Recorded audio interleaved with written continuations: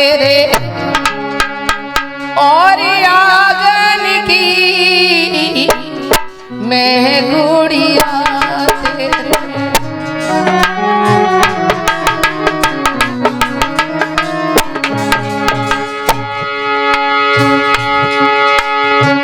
बैठी चली डोली साजन की मैं गुड़िया तेरे आंगन की मैं गुड़िया तेरे।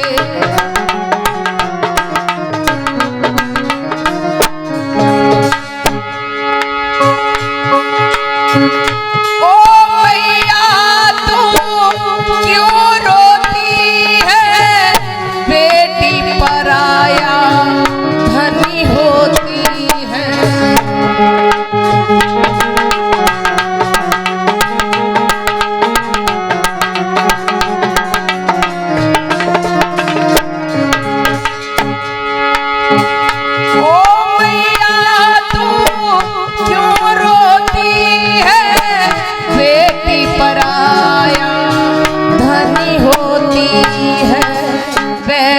चली डोली साजन की मैं गुड़िया तेरे आंगन की मैं गुड़िया तेरे।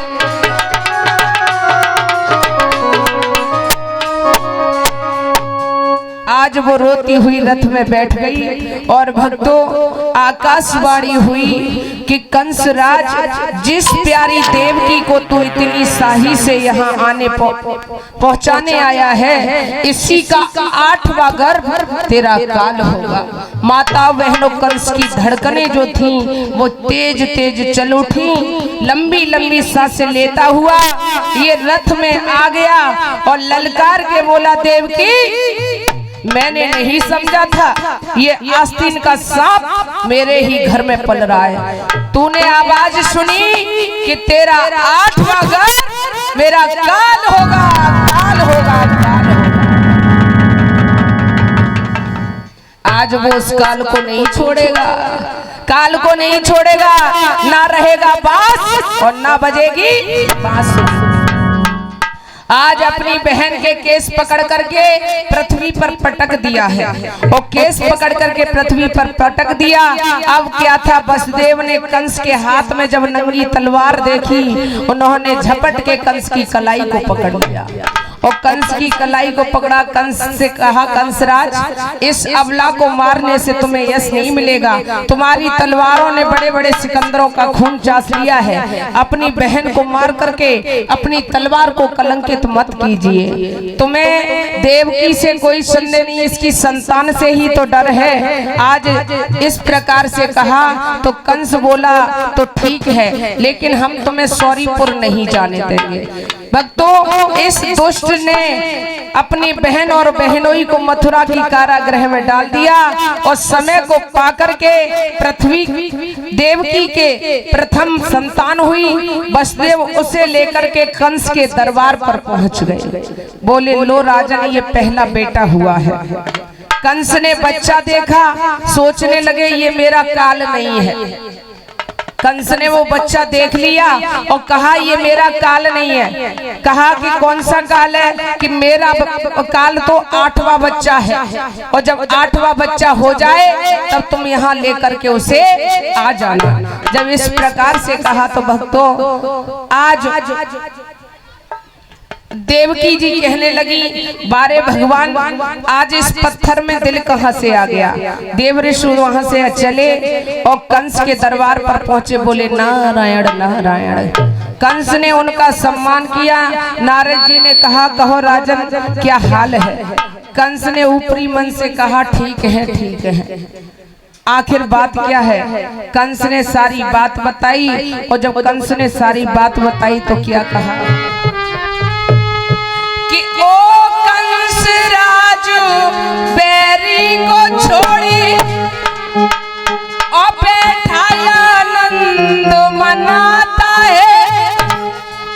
और सच है जब चतुर चूकता है तो 3 ठोकरे खाता है, तो 3 ठोकरे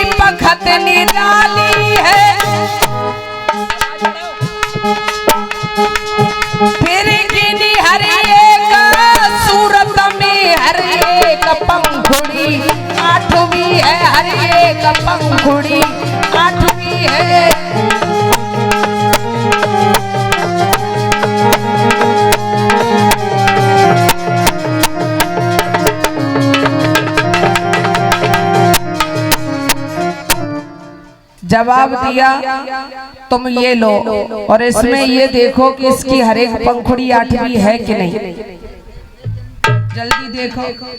गिने रहे महाराज, रुको। 1 2 3 4 5 6 7 8 8 है महाराज। 8 है। हाँ। अब एक को छोड़ के दूसरी से गिनो। दूसरी थे 1 2 3 4 5 6 7 8 9। एक ज्यादा गिन रहे हो। अरे महाराज भूल गए। अब दूसरी को छोड़ के तीसरी से गिनो।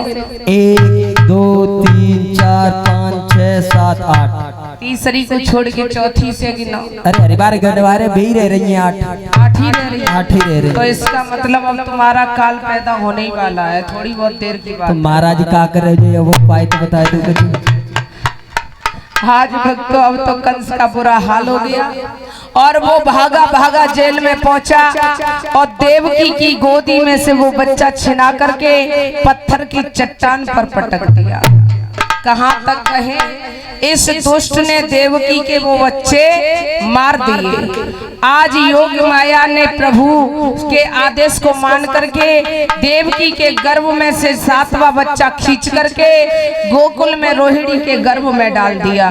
भक्तों ये बात हवा की तरह उड़ गई कि देवकी का 7वां बच्चा छीड़ हो गया है। जवाब दिया महाराज मंत्रियों ने जाकर के महाराज से कहा, महाराज देवकी का 7वां बच्चा छीड़ हो गया है। जवाब दिया, अरे पागल, वो छीड़ नहीं हुआ है, क्या वो हमारे डर की वजह से बाहर नहीं आया है। ऐसा हुआ महाराज। सुनो, जब 7वां बच्चा बाहर नहीं आया तो 8वें की तो औकात का जो बाहर आ जाए। ठीक कह रहे महाराज, ठीक कह रहे।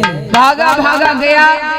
अब तो चारों तरफ हाहाकार की धुन सुनाई पड़ने लगी। कंस 8वें बच्चे को नहीं छोड़ेगा, नहीं छोड़ेगा।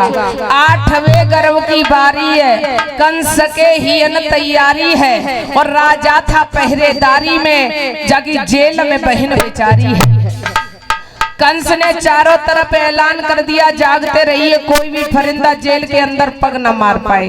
मगर दिन दिन कंस का चरित्र उदास हो रहा। इधर देवकी का 10वां महीना पूरा हो गया।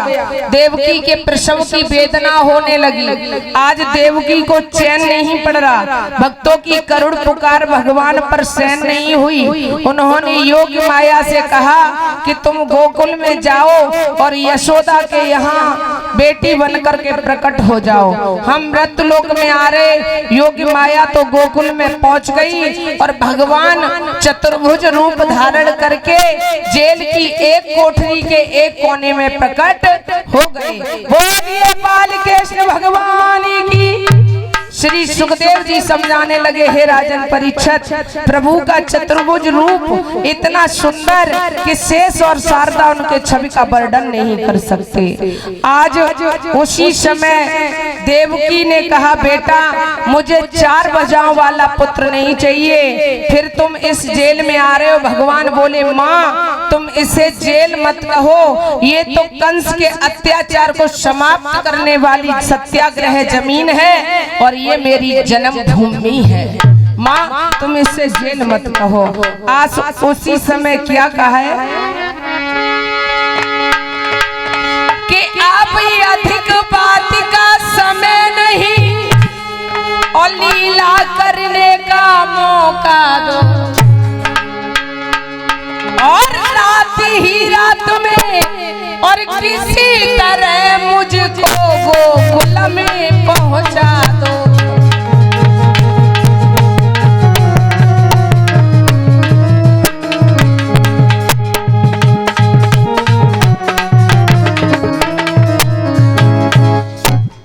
भक्तों रोहिणी नक्षत्र का 2 चरण लगने वाला है। दिन बुधवार आने वाला है। आकाश से छोटी छोटी बूंदियां गिरने लगी। आज उसी समय देवकी को कुछ थोड़ी थोड़ी सी बेहोशी आने लगी और जब बेहोशी आने लगी प्रसव की वेदना हुई और उसी समय भगवान का अवतार हो गया। बोलिए बालकृष्ण भगवान की, बोलिए बालकृष्ण भगवान की। जो माताएं ध्यान से सुने, गरी मिश्री लेके आई हैं, जो मैया गरी मिश्री लेके आई हैं वो तो ठाकुर जी पे चढ़ाए